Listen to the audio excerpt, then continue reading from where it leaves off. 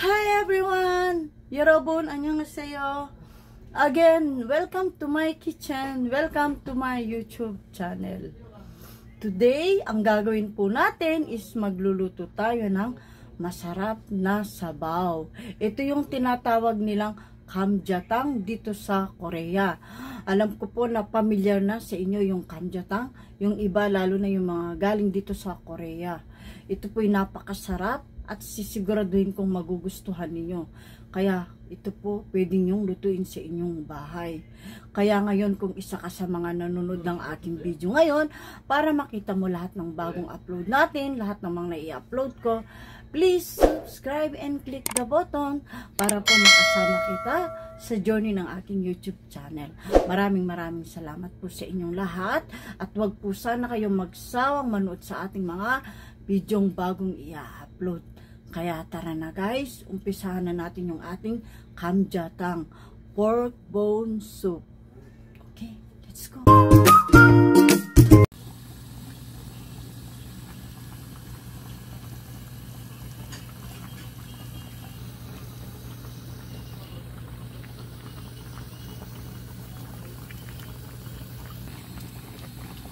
Kamjatang pork bone soup with vegetables and sesame powder.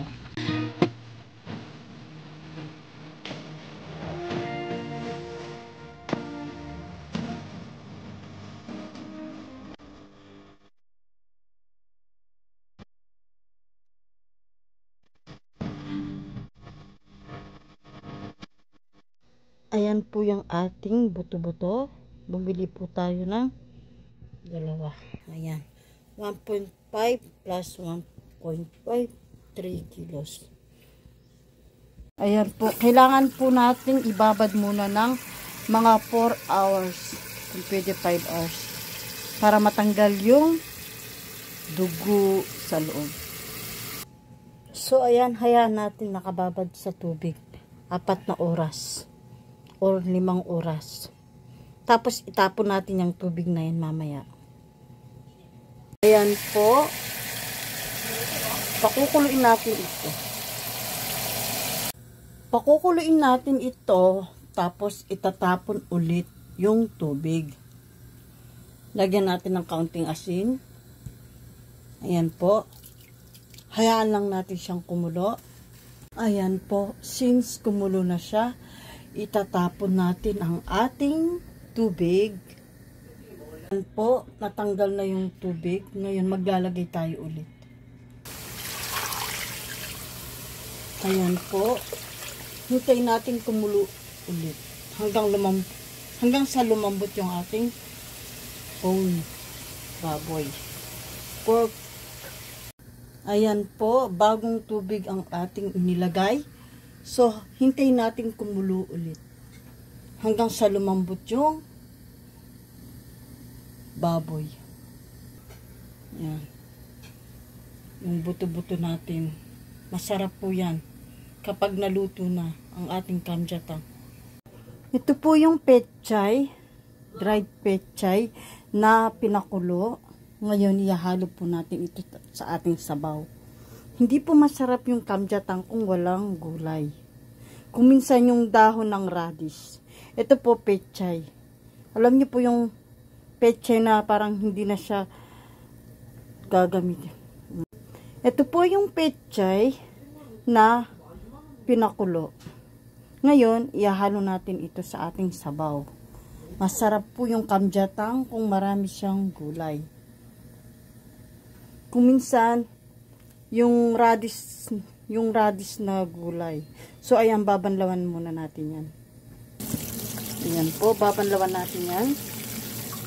Malambot na po siya dahil na-boiled na po yan. Habang pinapakulo natin yung ating sabaw, maglalagay tayo ng sibuyas. Maglalagay din tayo ng radish. Ayan. Tapos, maglalagay din tayo ng chili. Spicy po. Takpan muna natin. Kailangan natin bantayan yan. Ayan po, check natin. Ayan, kumukulo na po yung ating pork bone. Ngayon, hintayin po nating lumambot yung ating pork bone. Mababawasan yung ating tubig. Hayaan lang muna natin yan. Habang kumukulo ang ating pork bone, maglalagay tayo ng soup soy sauce. Ito po, cook kanjang. Kung wala po kayong ganito, pwedeng soy sauce. Maglalagay tayo ng 5 tablespoon. Ayan po, maglalagay din ako ng minced garlic. 1 tablespoon. Maglalagay din ako ng kaunting bechin or MSG.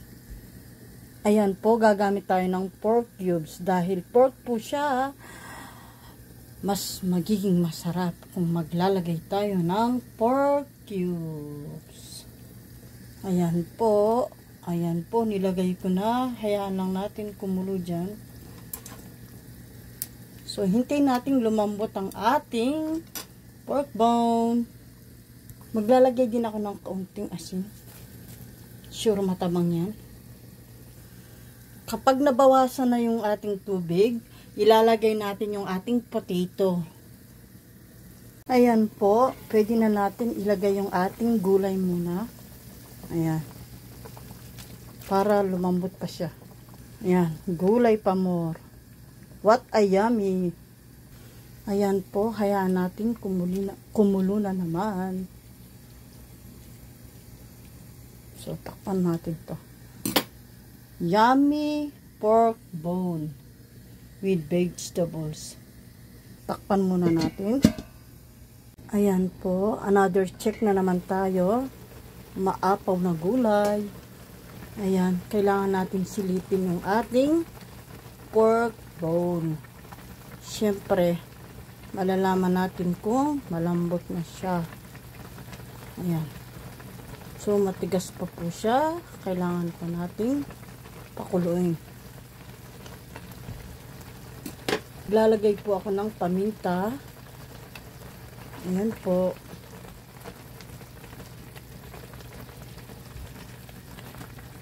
Tapos, ilalagay na natin yung ating gochugaru. Maglalagay tayo ng 5 tablespoon. 1, 2, 3, 4, 5. Ayan po. Ngayon, ihalo natin ito. Since kumukulo naman siya, mag-mix naman siya mag-isa. Tapos maglalagay tayo ng chili paste, gochujang. Ayan po ang gochujang. So ayan po, maglalagay tayo ng 1 tablespoon pero puno siya. Ayan, ihalo natin dito. Ayan po, mamaya niyan, titikman natin yan. So hintayin na lang natin yan, lumambot pa ng kaunti yung ating pork bone. Pwede na natin ilagay yung ating potato. Ayan, hayaan lang natin siya dyan. Ayan, i-check na natin ang ating kamjatang. Oh, maraming tubig na ang nawala. Ayan po, i-check natin yung ating kaunti pa. Pakuluin pa natin ng kaunti. Pero mamaya, okay na yan. Oh, tamang-tama lang.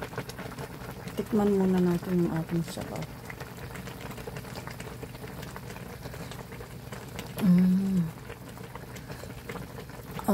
Matabang po siya, pero mamaya tayo maglalagay ng another salt. Kung meron po kayong ganito, doenjang, maglalagay po tayo ng 1 kutsara. Ito po ihahalo natin sa ating sabaw. Masarap po lalo yung sabaw kapag meron po siyang doenjang or yung soybean kung tawagin. Soybean paste. Ayan po. Pwede na po natin tanggalin yung ating radish na nilagay kanina. Ayan, tatanggalin natin ito. Tingnan nyo naman po ang ating vegetables. Napakasarap. Tapos ang ating pork bone, ayan, malambot na siya. So, pwede na po siya. Ngayon, maglalagay naman tayo ng sesame powder. Masarap po ito kapag nilagay natin. Ayan po, maglalagay tayo ng 2 tablespoon muna. Kasi kapag mainit yung panahon at naglagay tayo ng maraming ganito, madali po siyang mapanis. Kaya ngayon, 2 kutsara lang.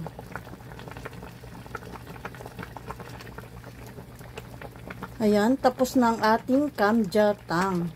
Ganyan lang po ang ating kamjatang. Ayan po.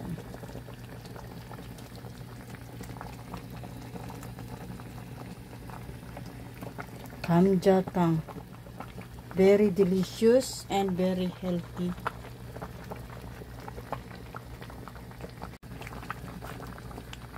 Yummy vegetables. Yummy pork.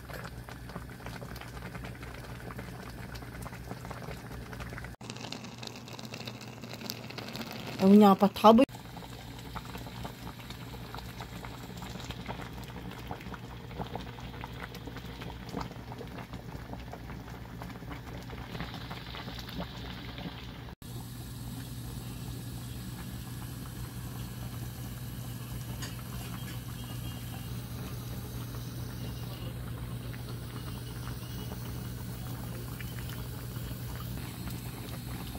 Kamjatang pork bone soup with vegetables and sesame powder.